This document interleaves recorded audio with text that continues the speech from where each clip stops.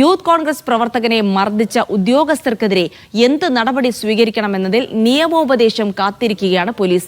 കുറ്റക്കാർക്കെതിരെ കർശനമായ നടപടി സ്വീകരിക്കണമെന്നാണ് സംസ്ഥാന പോലീസ് മേധാവി രവാഡ ചന്ദ്രശേഖരന്റെ നിലപാട്.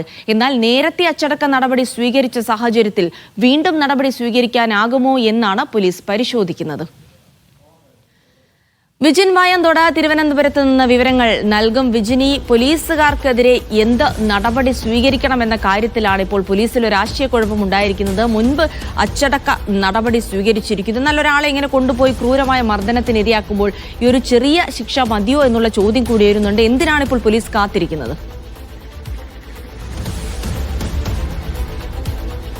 ചിൽസി, ഇക്കാര്യം കോടതിയിൽ അടക്കം ഉള്ള വിഷയമാണ്. അതുകൊണ്ട് തന്നെ നേരത്തെ ഇൻക്രിമെന്റ് തടഞ്ഞതുൾപ്പെടെയുള്ള നടപടികൾ പോലീസുകാർക്കെതിരെ സ്വീകരിച്ചിരുന്നു.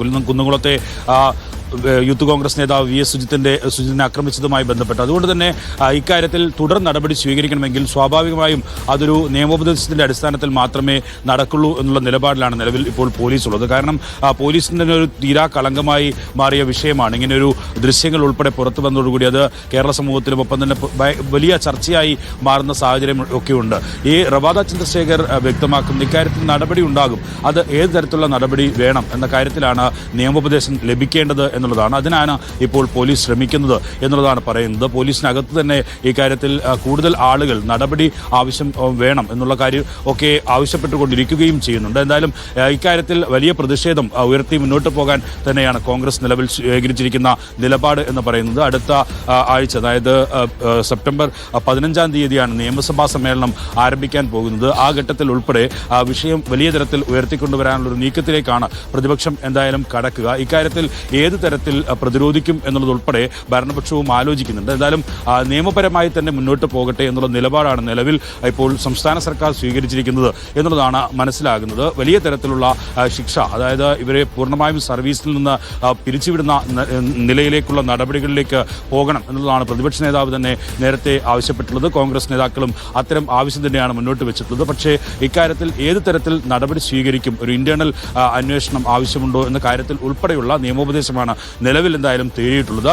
വിഷയം രാഷ്ട്രീയമായി തന്നെ നിലനിർത്താനുള്ളൊരു നീക്കമാണ് എന്തായാലും UDF-ന്റെ ഭാഗത്തു നിന്ന് ഉണ്ടാവുകയും ചെയ്യുക. ഇതിൽ ഈ പണം നൽകി ഈ കേസ് പിൻവലിക്കുന്നതുമായി ബന്ധപ്പെട്ട അത്തരം ഇടപെടൽ പോലീസിന്റെയും ഒപ്പം തന്നെ ചില രാഷ്ട്രീയ സ്വാധീനത്തിന്റെയും ഒക്കെ ഭാഗമായി ഉണ്ടായിട്ടുണ്ട്. കുന്നംകുളത്തെ പ്രാദേശിക നേതാക്കളെ ഉൾപ്പെടെ അങ്ങനെ ഒരു ആവശ്യത്തിനായി സമീപിച്ചു എന്നുള്ള വിവരങ്ങൾ ഉൾപ്പെടെയാണ് ഇപ്പോൾ പുറത്തു വരികയും ചെയ്യുന്നത്.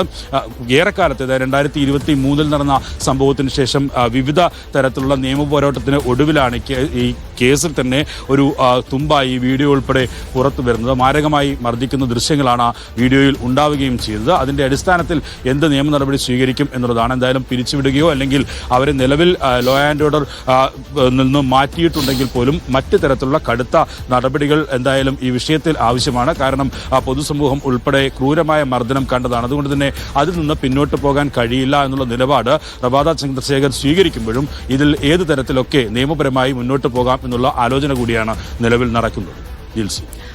വിജിനൊപ്പം തന്നെ ഇത് 2023 നടന്ന മർദ്ദനമാണ്. സ്വാഭാവികമായിട്ടും ഒരു യൂത്ത് കോൺഗ്രസ് പ്രവർത്തകന് മർദ്ദനമേൽക്കുന്നു. അത് ഇങ്ങനെ ഒരു പൊതുജന ശ്രദ്ധയിൽ കൊണ്ടുവരാൻ, അത് സർക്കാരിനെതിരെ പാർട്ടിക്ക് ഉപയോഗിക്കാൻ കഴിയുന്ന ഒരു ആയുധമൊക്കെ ആണെന്നിരിക്കെ പോലും അത്തരം കാര്യങ്ങളിലേക്ക് അന്ന് നീങ്ങാൻ കഴിഞ്ഞില്ല. അതിൽ പാർട്ടിക്കകത്ത് തന്നെ ഒരു അതൃപ്തിയുണ്ട്. പ്രത്യേകിച്ച് പ്രാദേശിക നേതാക്കളെയൊക്കെ സമീപിച്ചിരുന്നെങ്കിലും, പ്രാദേശിക നേതാക്കളെല്ലാം മുതിർന്ന നേതാക്കളെ പലരെയും സമീപിച്ചിരുന്നെങ്കിലും ഇതൊരു വിഷയമാക്കി ഉയർത്തി കൊണ്ടുവരാൻ അന്ന് സാധിച്ചില്ല എന്നുള്ളതിലൊരു വിമർശനം പാർട്ടിക്കകത്ത് ഇപ്പോൾ നിലനിൽക്കുന്നുണ്ടോ വിജിൻ?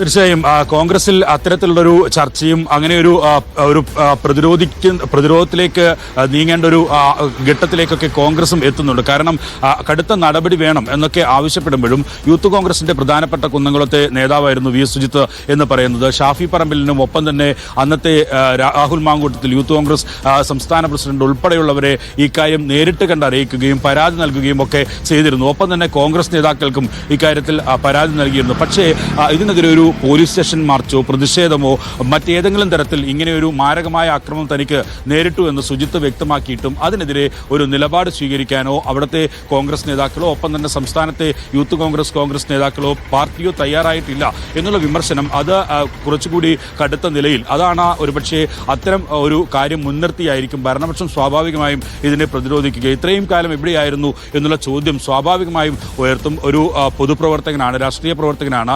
അദ്ദേഹത്തിന് മാരകമായ മർദ്ദനം പോലീസ് സ്റ്റേഷനിൽ നിന്ന് ഏൽക്കേണ്ടി വന്നിട്ടും അതിനെ ഒരു പൊതു ശ്രദ്ധയിൽ കൊണ്ടുവരാൻ പ്രതിഷേധമായി ഉയർത്തിക്കൊണ്ടുവന്നു. ആ ഘട്ടത്തിൽ തന്നെ പോലീസുകാർക്കെതിരെ നടപടി സ്വീകരിക്കാൻ ഉള്ള ഒരു നടപടി ഒന്നും കോൺഗ്രസിന്റെ ഭാഗത്തുനിന്ന് ഉണ്ടായിട്ടില്ല എന്നുള്ളത് തന്നെയാണ് നിലവിൽ കോൺഗ്രസിനകത്ത് ഉയരുന്ന ഒരു വിഭാഗം ഉയർത്തുന്ന പ്രതിഷേധം എന്ന് പറയുന്നത്. ഇക്കാര്യത്തിൽ നിസ്സംഗമായ ഒരു സമീപനമായിരുന്നു കോൺഗ്രസിലെ നേതാക്കളുടെ ഭാഗത്തുനിന്ന്, പ്രത്യേകിച്ച് യൂത്ത് കോൺഗ്രസ് നേതാക്കളുടെ ഒക്കെ ഭാഗത്തുനിന്നുണ്ടായത് എന്നുള്ളതാണ് അവർ തന്നെ വിമർശിക്കുന്നത്. എന്തായാലും ഇപ്പോൾ ഒറ്റയ്ക്ക് നടത്തിയ നിയമ പോരാട്ടത്തിന്റെ ഒക്കെ അടിസ്ഥാനത്തിലാണ് തനിക്ക് നീതി ലഭിച്ചത് എന്നുള്ള വിശ്വാസമാണ് നിലവിൽ VS സുജിത്തിനുമുള്ളത്. അതുകൊണ്ട് തന്നെ ആ തരത്തിൽ തന്നെ മുന്നോട്ട് നീങ്ങാൻ തന്നെയാണ് നിലവിൽ തീരുമാനിച്ചിട്ടുള്ളത്. ഇപ്പോൾ പ്രതിപക്ഷ നേതാവിനുൾപ്പെടെ ഇക്കാര്യത്തിൽ ഇടപെടേണ്ടി വന്നത് ഈ ദൃശ്യങ്ങൾ പുറത്തു വന്നതോടുകൂടിയാണ്.